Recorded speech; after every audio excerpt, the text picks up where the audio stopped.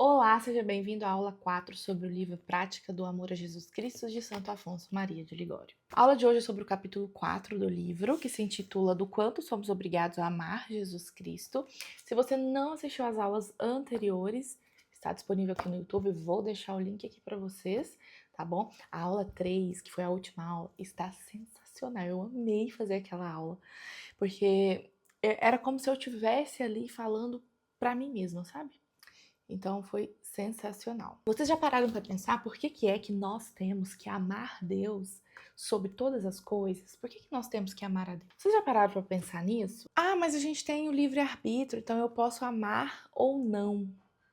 Mas nós temos que lembrar que o livre-arbítrio, ele é para escolher o bem. É para escolher amar Deus, inclusive. Deus, ele mesmo estabeleceu que nós o amemos pelo menos por gratidão.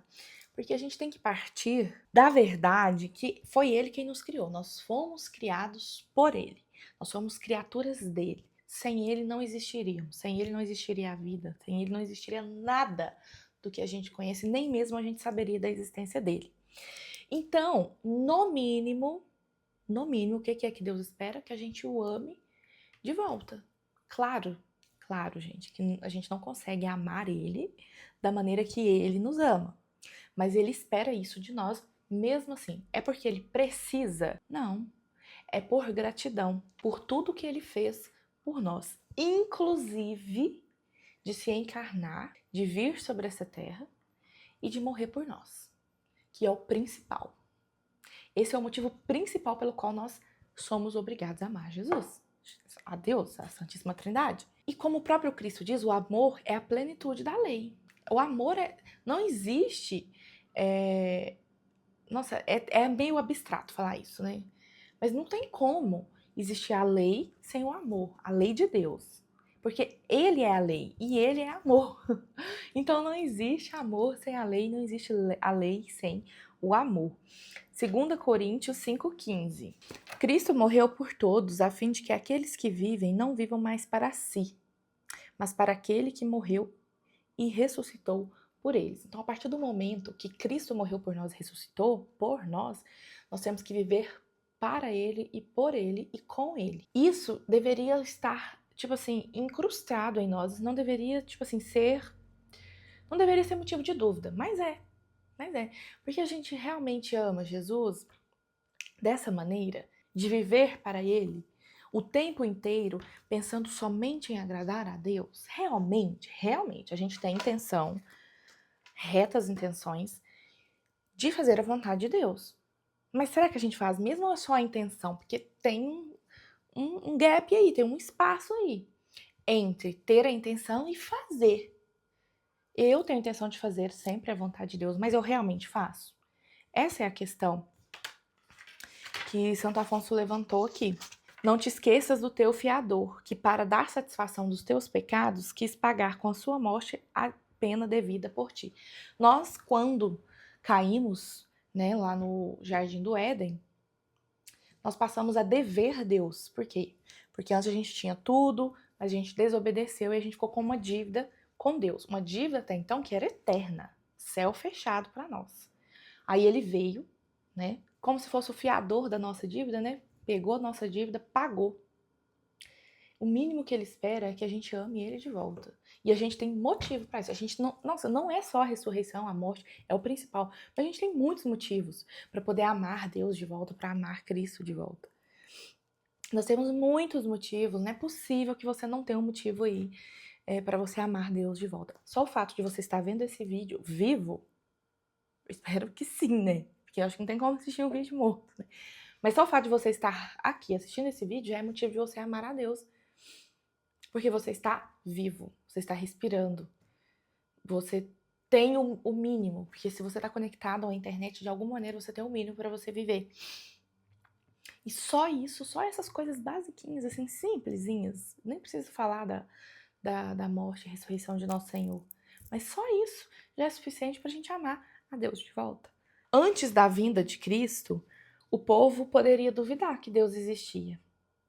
E poderia até duvidar que Deus amasse eles mesmos. Porque foram tantas coisas que aconteceram ali antes da vinda de Cristo, porque Deus foi tentando recuperar, né, o povo, mas nada dava certo. Então ele castigava, ele mandava mesmo doenças, é, vários problemas ali para aquele povo, porque o Antigo Testamento é uma história maravilhosa e ao mesmo tempo muito conturbado, um povo muito doido, mas porque foi necessário, mas Deus tentou. E não é porque o povo passou por tantas dificuldades lá no Antigo Testamento que Deus deixou de amar, não. Ele fez aquilo justamente porque nos ama, porque é justamente, né, aquelas situações para que a gente tentasse corrigir o nosso erro, para poder ter acesso a Ele de novo. Então, é Ele mandando situações para a gente poder voltar a Ele. E mesmo assim, nós, corrompidos pelo pecado, que não enxergávamos o amor de Deus. Aí vem Davi, né? Vamos falar de Davi de novo. Eu acho que aqui ele nem cita Davi. Mas Davi foi, assim, um servo fiel de Deus. Mesmo errando, mesmo sofrendo. Temos Jó. Jó perdeu tudo. Jó perdeu tudo que tinha. Família, tudo, bens, tudo. E estava fiel. Estava fiel ali com Deus. Porque ele sabia que daqueles problemas sairia coisa muito boa. E Deus o recompensou. E eu quero fazer uma pergunta para vocês. Um Deus, que é o nosso Criador, que nos criou, que tudo que temos é por causa dele. Um Deus que foi crucificado por nós. Ele merece o nosso amor, sim ou não? Espero que você tenha respondido que sim. E não precisa nem de falar o porquê que sim, né, gente? Ele morreu crucificado por nós. Então, todas as nossas ações, elas devem ser feitas por amor a Deus. Então, aqui nesse capítulo, Santo Afonso está falando da retidão da nossa vida. As nossas ações, elas estão realmente encaminhadas para ser a vontade de Deus ou a gente só tem a intenção de fazer a vontade de Deus? Porque amar a Deus de verdade, como que eu sei que eu tô amando a Deus de verdade? Fazendo a vontade dele. Mas aí o que que tem? Tem os pecados nossos lá de estimação, né? A gente confessa, né, os nossos pecados para se aproximar dele na Santa Comunhão. Eu espero de verdade que você não comungue em pecado mortal, porque você está comungando a sua própria condenação. Eu já falei que eu vou fazer um vídeo sobre isso. Então, tudo que a gente faz deve ser encaminhado para a vontade de Deus. O nosso trabalho, ele é da vontade de Deus, porque muitas vezes é um trabalho lucrativo, mas às vezes ele não é da vontade de Deus. Aí como que eu vou saber se é da vontade de Deus ou não? Vida de oração, vida espiritual. Entendeu? Quando vai tomar alguma decisão, aquela decisão é da vontade de Deus. Se você estiver em paz com aquela decisão, sim, ela é da vontade de Deus. Porque tudo que vem de Deus nos traz paz. Agora, aquilo que fica incomodando, que fica perturbando, você pode saber que é obra do maligno, é obra do demônio. E isso você encontra em vários escritos. Santa Teresa d'Ávila, ela fala muito das obras do demônio, que não dá paz. Às vezes no começo é algo muito bonito, é algo muito bom, mas depois vai tirando a sua paz, vai tirando o seu sossego, você não tem paz, você não tem sossego. Aquilo não é de Deus. Então, a gente sabe que ama Deus se a gente faz a vontade dele. Aí você tem o seu pecado de estimação aí. Eu tenho o meu de estimação. Tô dando exemplos, tá? Fico cultivando esse pecado. Isso é da vontade de Deus? Claro que não. Você pode estar fazendo o resto tudo certo. Mas se você não desapegou desse pecado, Deus não está satisfeito com você de jeito nenhum. Aqueles bens, aquelas boas coisas, aquelas boas obras que você faz são perdidas.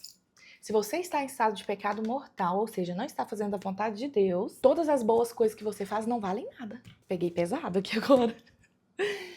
Mas é que Santa Teresa d'Ávila fala, Santo Afonso aqui fala, que você perde todos os benefícios, todos os méritos das suas boas ações quando você deixa de fazer uma só vontade de Deus. Quando você está em pecado mortal, por exemplo, enquanto você está em pecado mortal, né, e não vai se confessar, tudo que você faz de bom naquele meio tempo não vale nada.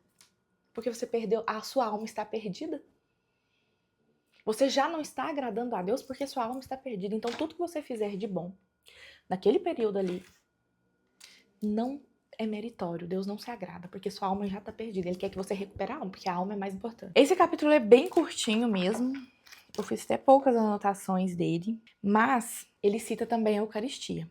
Mais uma vez, falando aqui sobre a Eucaristia, que eu já falei, acho que foi na segunda aula. Uma das demonstrações de amor, né, que Deus tem por nós é ter deixado o Santíssimo Sacramento.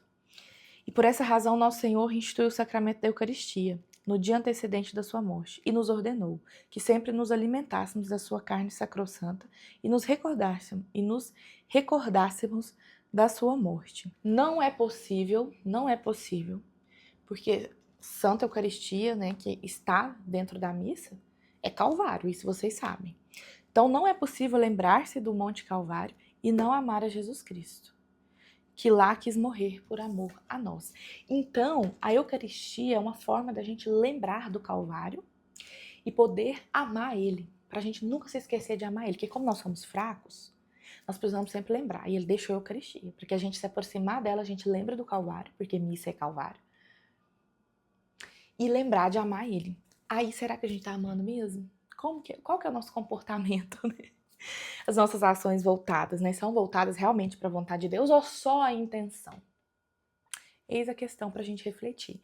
Eu até fiquei um pouco confusa lendo esse capítulo, que eu fiquei pensando, mas será mesmo que eu faço a vontade de Deus? Porque não matar e não roubar não é suficiente. Não é suficiente. É nos mínimos detalhes. É limpando a minha casa, é lavando as roupas sem reclamar, é passando por doença sem reclamar, com resiliência. É amando, é vendo ali naquela doença, quantas pessoas que sofrem de câncer, doenças graves, e vendo aquilo ali, Deus, estão alegres, estão sorridentes, passam, sente a dor física, mas a alma está alegre. Porque sabe que aquilo é a vontade de Deus, então sofre com resignação, não lamenta, não fica com lamúria, né? Não fica com tristeza. Então é nos mínimos detalhes, comece. Né? Estamos aí no período de novena de Santa Teresinha. Comece fazendo as pequenas coisas, mas todas para Deus. Todas para Deus. Vai fazer o almoço para sua família com alegria. Vai para o trabalho com alegria. O ônibus está lotado, está difícil. Entrega para Deus. Fala, Deus, obrigado por eu estar aqui, nesse lugar agora, nesse momento. Indo para o meu trabalho, que tanta gente não tem.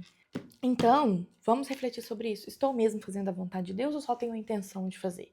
Então, nós temos que pensar nisso aí, porque às vezes a gente está pecando sem saber. Então, por isso que é nas minúcias. Deus é minucioso. Nós temos que ir nas minúcias ali.